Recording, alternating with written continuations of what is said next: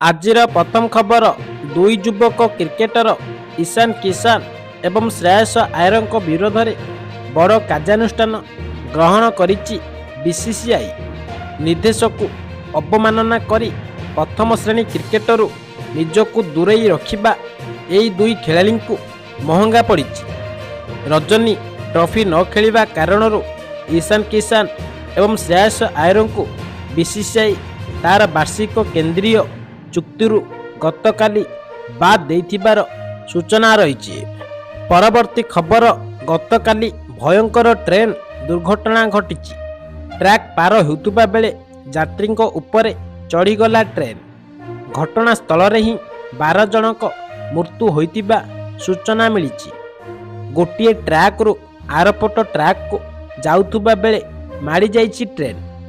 ଗତକାଲି ସନ୍ଧ୍ୟାରେ ଝାଡ଼ଖଣ୍ଡର ଜମତାରା ନିକଟରେ ଏକ ମର୍ମନ୍ତୁଦ ଟ୍ରେନ୍ ଦୁର୍ଘଟଣା ଘଟିଥିବା ସୂଚନା ରହିଛି। ଜମତାରାର କରମାଡାଣ୍ଟ ଷ୍ଟେସନ ନିକଟରେ ଏକ ମର୍ମନ୍ତୁଦ ଦୁର୍ଘଟଣା ଘଟିଛି।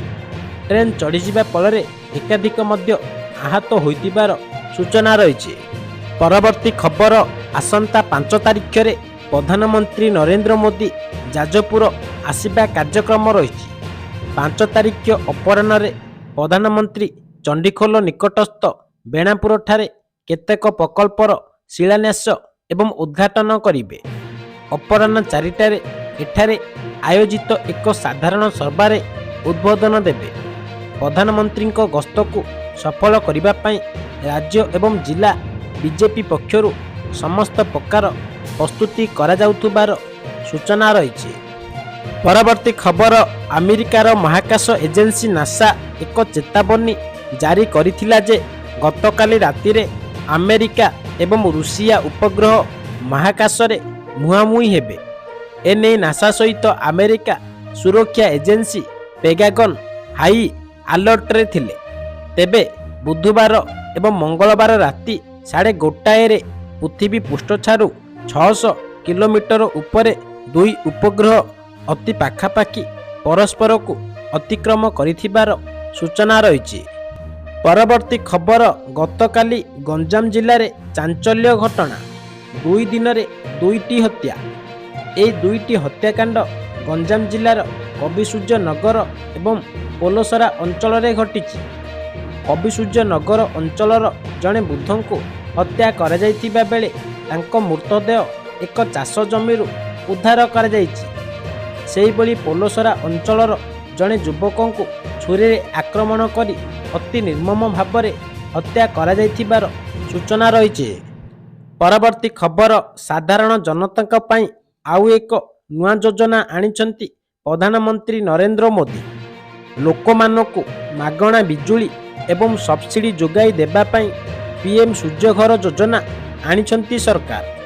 ଅନ୍ତରୀଣ ବଜେଟରେ ଅର୍ଥମନ୍ତ୍ରୀ ନିର୍ମଳା ସୀତାରମଣ ଏହି ଯୋଜନାକୁ ରୁଫଟପ୍ ସୋଲାର ସ୍କିମ୍ ଭାବରେ ଘୋଷଣା କରିଥିଲେ। କିନ୍ତୁ ବର୍ତ୍ତମାନ ପ୍ରଧାନମନ୍ତ୍ରୀ ନରେନ୍ଦ୍ର ମୋଦି ଏହାକୁ ଲଞ୍ଚ କରିଛନ୍ତି। ଏହି ଯୋଜନାରେ ଲୋକମାନଙ୍କୁ 300 ୟୁନିଟ୍ ମାଗଣା ବିଜୁଳି ମିଳିବା ସହ ସବସିଡି ମଧ୍ୟ ପ୍ରଦାନ କରାଯିବ। ତେବେ ଏଥିପାଇଁ କିଛି ନିୟମାବଳୀ ଜାରି ହୋଇଥିବାର ସୂଚନା ରହିଛି। ପରବର୍ତ୍ତୀ ଖବର, ଅର୍ଥ ନାଳସା ସଜାଇଲା ହତ୍ୟାକାରୀ। ଚାକିରି ପାଇଁ ନିଜ ବାପାଙ୍କୁ ହତ୍ୟା କଲା ପୁଅ।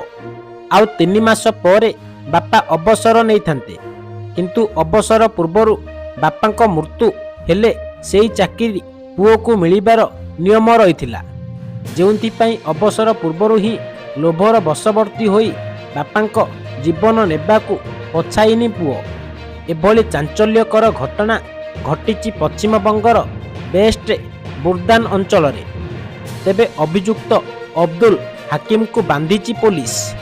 ମୃତକ ଜଣକ ହେଲେ ଇତ୍ୟାଦି ମିଆଁ ବୋଲି ସୂଚନା ରହିଛି।